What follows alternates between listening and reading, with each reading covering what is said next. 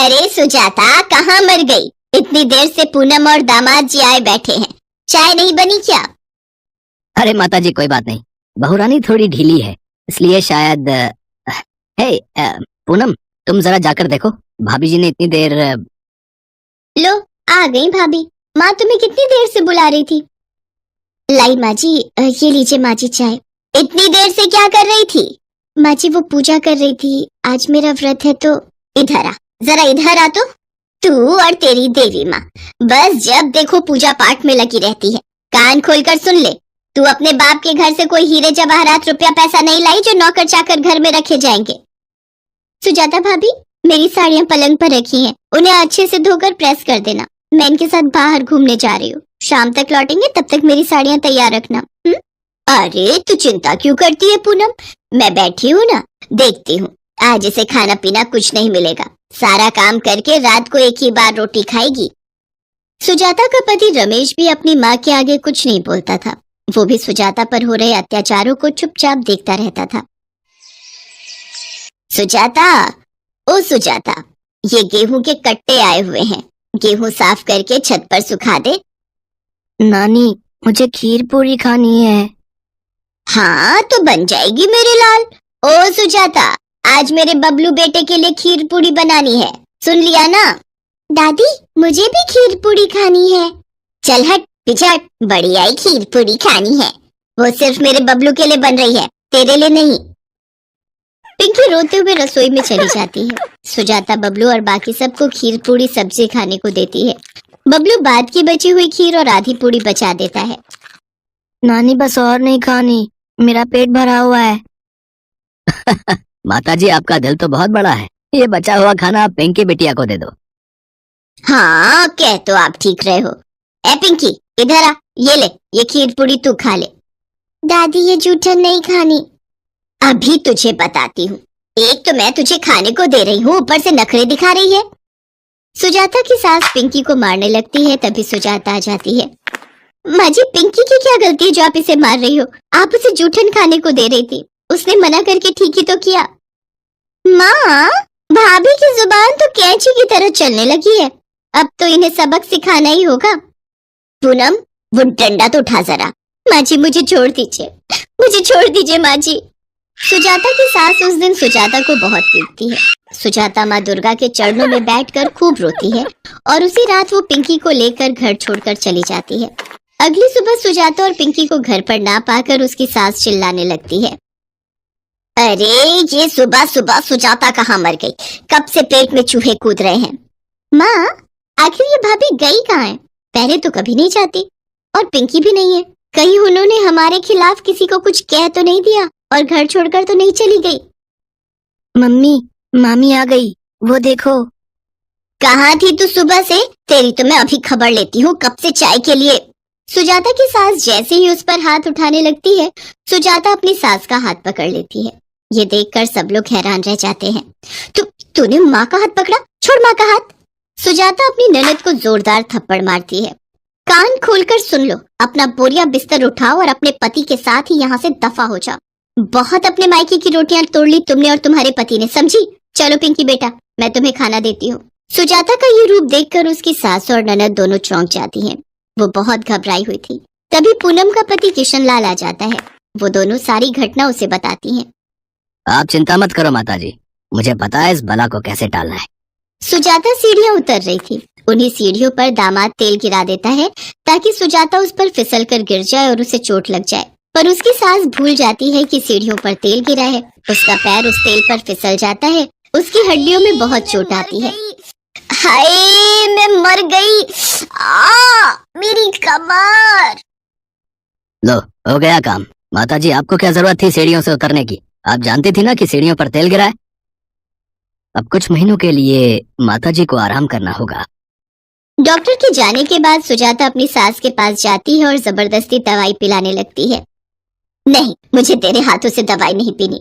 दवाई तो आपको पीनी पड़ेगी, डॉक्टर ने बोला है। सुनिए, जरा माँ जी का हाथ पकड़ लीजिए, देखिए अगर ये दवाई नहीं पियेंगी तो जल्दी ठीक कैसे होंगी। माँ, जब सुजाता बोल रही है तो पी लो। क्या तुम भी बच्चों की तरह व्यवहार कर रही हो? धीरे धीरे सुजाता की सास की तबीयत में सुधार आ जाता है। अपनी बहू की सेवा देखकर वो मनी मन सोच में पड़ जाती है। सुजाता ने मेरा कितना ख्याल रखा है और मैं इसके साथ कितना बुरा व्यवहार करती हूँ। दामाद जी और पूनम ने तो मेरी बिल्कुल भी सेवा नहीं की, पर सुजाता ने मेरी कितनी सेवा की है। अब समय आ गया है कि मैं सुजाता को इस घर की जिम्मेदारी और तिजोरी की चाबियां पकड़ा दूं। जिंदगी का क्या भरोसा कब क्या हो जाए। सुजाता की सास उसे तिजोरी की चाबियां पकड़ाने लगती है, तभी दामाद आ जाता है और चाबियां अपने हाथ में छीन लेता है। इन चाबियों पर मेरा हक है माता जी, ये तो आप गलत कर रही हो। ये क्या बदतमीजी है दामाद जी? सुजाता घर की बहू है तो चाबियों पर उसी का हक होगा। क्यों माँ, उनका हक क्यों होगा? हम पति पत्नी का हक है।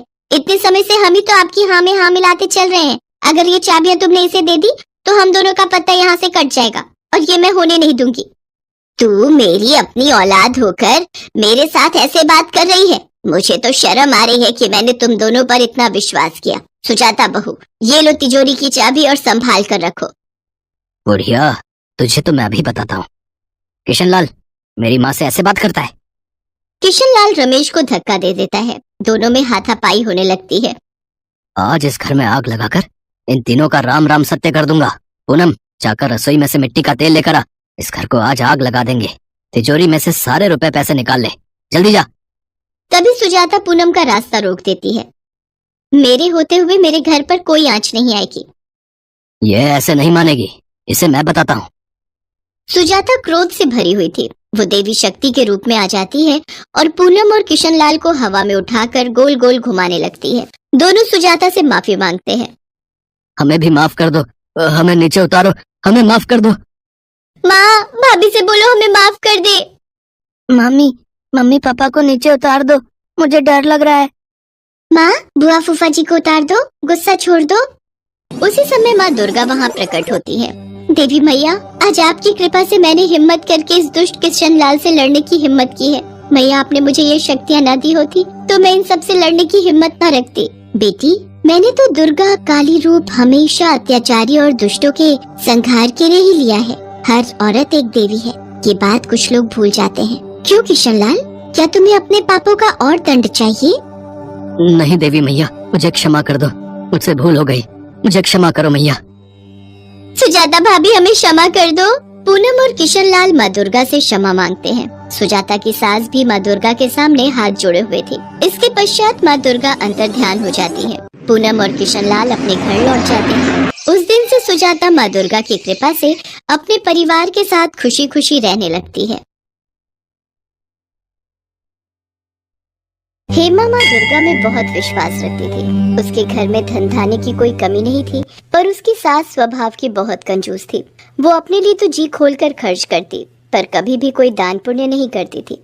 अगर हेमा किसी को कुछ देने लगे तो उस पर चिल्ला पड़ती थी। सेब ले लो, सेब मीठे मीठे लाल रसीले सेब ले लो। ओ सेब वाले भैया, ये सेब कैसे लगाए? हेमा बहू, ये हाथ में क्या है? माँ जी, वो मैंने अपने लिए 2 रोटी बनाई थी, पर मुझे भूख नहीं है, इसीलिए 1 रोटी इन बूढ़े बाबा को दे रही थी। वो बहुत भूखे दिखाई दे रहे हैं। चुपचाप रोटी को अंदर लेकर जाओ। आटा इतना सस्ता नहीं है जो भिखारियों को बांटते फिरो। अभी नहीं खानी तो रात में खा लेना गरम करके। पैसों की बचत करना सीखो, ये नहीं कि हमारा हाथ खुला हुआ है। हमारे पास अच्छे पैसे हैं तो हम उसको उजाड़ दें। ला भैया, 2 किलो सेब तोल दे। वैसे तू 100 रुपए महंगे लगा रहा है। चल कोई नहीं। ये लो अम्मा जी। कभी कभी हेमा का मन बहुत दुखी होता था, क्योंकि घर में पैसे होने के बावजूद भी वो किसी की सहायता नहीं कर पाती थी। माँ, आपको पता है आज एक नया ग्राहक जुड़ा है, बहुत अच्छी कमाई होगी इन सर्दियों के सीजन में। उस ग्राहक को हमारी फैक्ट्री के स्वेटर बहुत पसंद आए हैं। ये तो बहुत बढ़िया बात है सुमित बेटा, बस तू ऐसे ही खूब पैसे कमाता जा। घर में पैसे जुड़े होते हैं तो किसी बात की कोई परेशानी नहीं होती, बस काम अच्छा चलता रहना चाहिए। सुमित का काम अच्छा चल रहा था, कमाई भी बहुत अच्छी हो रही थी। एक दिन हेमा की सास आंगन में बैठी अपने पर्स में से नोट गिन रही थी, पर वो बार बार गिनती भूल जाती। एक साधु बाबा द्वार पर बहुत देर से खड़े भिक्षा मांग रहे थे। ये नोट गिनते गिनते तंग आ गई हूँ। ये नोट है या मुसीबत? गिनती ही ठीक नहीं हो रही, ज्यादा पैसा होना भी मुसीबत ही है। माई, बाबा को कुछ दे दो, बहुत भूख लगी है। अरे बाबा, मैं पहले ही इन रुपयों से परेशान हूँ, ऊपर से तुम परेशान कर रहे हो। जब तक ये नोट मेरे हाथ में है तुम्हें कुछ नहीं मिलेगा। जाओ यहाँ से। तुम पैसों से इतनी परेशान हो, एक भूखे को भोजन देने का भी समय नहीं है। माई, अगर तुम इन रुपयों से इतनी ही परेशान हो तो ईश्वर करे तुम्हारी ये परेशानी जल्दी दूर हो जाए, फिर तुम किसी भूखे को खाली हाथ मत लौटाना। हेमा की सास का ध्यान अभी भी नोट गिनने में ही था। वो गुस्से से झुंझला रही थी और उसने देखा कि जब वो नोट नहीं गिन पा रही है, इतनी देर में साधु बाबा भी भूखे द्वार से लौट चुके थे। हेमा उस समय घर पर नहीं थी, उसे इस बारे में कुछ भी नहीं पता था। सुमित शाम को घर लौटता है तो उसका मन उदास था। क्या हुआ?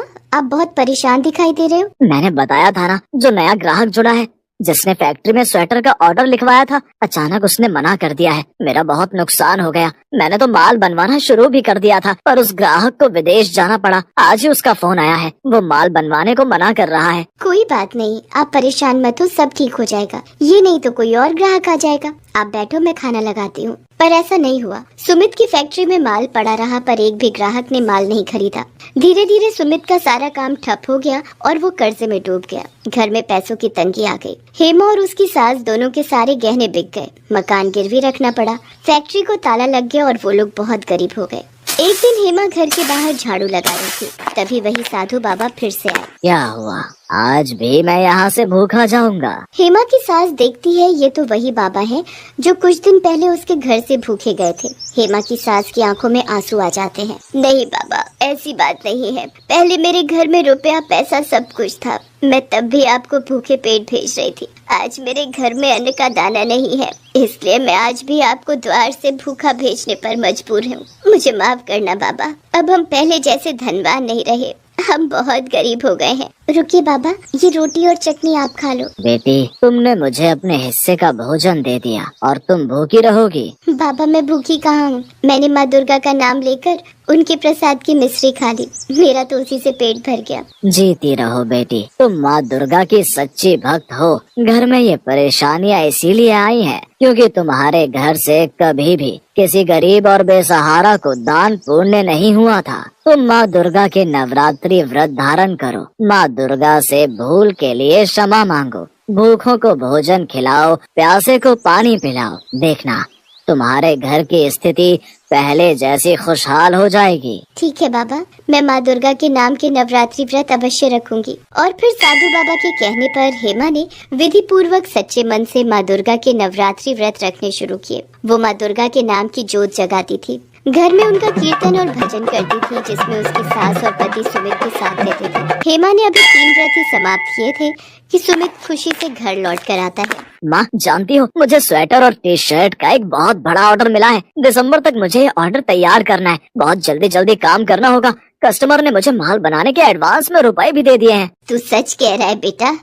हेमा बहू, ये सब तेरे द्वारा रखे गए माँ दुर्गा के नाम के नवरात्रि व्रत और पूजा का ही प्रभाव है, जो आज सुमित को इतना बड़ा ऑर्डर मिला है। जय माँ दुर्गा। और माँ दुर्गा के आशीर्वाद से हेमा के परिवार की खुशियाँ फिर से लौट आती हैं। सुमित का काम फिर से ठीक हो जाता है। अब हेमा की सास भी दान पुण्य करने के लिए मना नहीं करती थी, बल्कि खुद अपने हाथों से गरीबों को दान देती थी। हेमा के परिवार की आर्थिक स्थिति अब बहुत अच्छी हो गई थी, इसलिए वो नियम अनुसार नवरात्रि परवाने पर रामनवमी के दिन दुर्गा मंदिर में भंडारा करवाने लगी।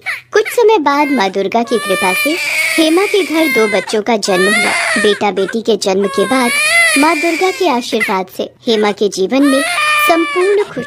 हेलो दोस्तों, कैसे हैं आप सब? हमारी कहानियाँ देखने के लिए हमारे चैनल को सब्सक्राइब कीजिए और हाँ, बेल आइकॉन पर क्लिक करना मत भूलिएगा।